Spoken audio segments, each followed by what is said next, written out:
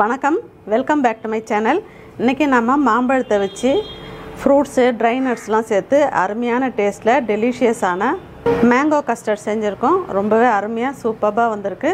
அதன் செய்முறை எப்படின்றத இப்போ நம்ம பார்க்கலாம்.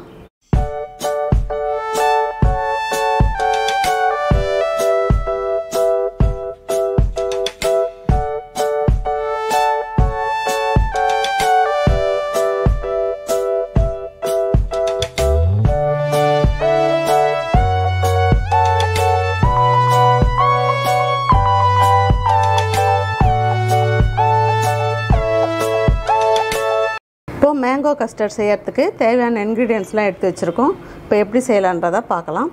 இப்போ 1/2 லிட்டர் பால் எடுத்திருக்கேன். இது காய்ச்சி ஆற வச்ச பால், அதை இதில் சேர்த்துக்கலாம். இப்போ 1/2 லிட்டர் பாலுக்கு 100 கிராம் சர்க்கரை சேர்த்துக்கலாம். ஏன்னா நம்ம பாதாம் மிக்ஸ் சேர்க்க போகிறோம், மாம்பழம் சேர்க்க போகிறோம். அதில் உள்ள இனிப்பே ஜாஸ்தியாக இருக்கும். அதனால் எவ்வளவு தேவையோ அதுக்கேற்ற மாதிரி நம்ம சேர்த்துக்கிட்டால் போதும். செஞ்சிட்டு இருக்கட்டும். அதுக்குள்ளே நம்ம கஸ்டர்ட் பவுடரை மிக்ஸ் பண்ணி எடுத்து வச்சுக்கலாம்.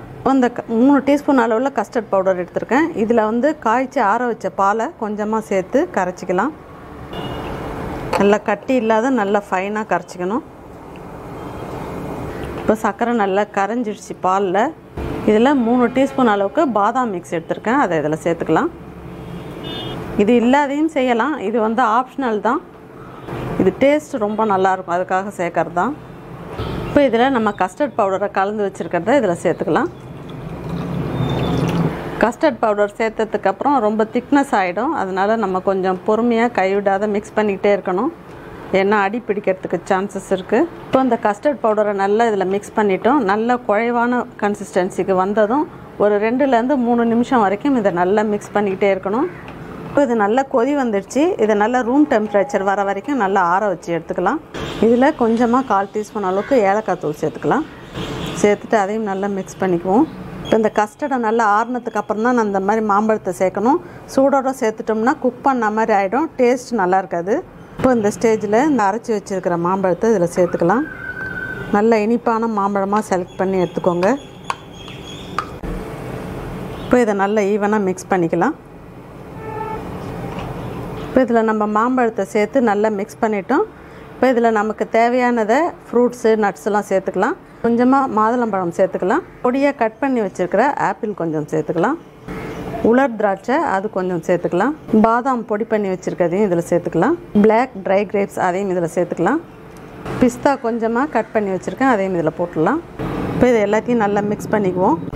நம்ம இந்த மாம்பழ சீசனில் இதே மாதிரி மாம்பழத்தை ஃப்ரூட் கஸ்டர்டாக செஞ்சு சாப்பிட்லாம். குழந்தைங்கள்லேருந்து பெரியவங்க வரைக்கும் எல்லாருக்குமே ரொம்ப பிடிக்கும்.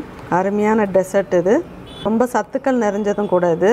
இப்போ இதை நல்லா மிக்ஸ் பண்ணிட்டோம். இப்போ இதை ரெடி பண்ணிட்டோம். இதை 2 ஹவர்ஸ் ஃப்ரிட்ஜில் வச்சுட்டு அதுக்கப்புறம் நம்ம டைரெக்டாக சர்வ் பண்ணிக்கலாம். இப்போ இதை 2 ஹவர்ஸ் வச்சு எடுத்துகிட்டு வந்துட்டேன். இதை சர்விங் பவுலுக்கு மாற்றிக்கலாம்.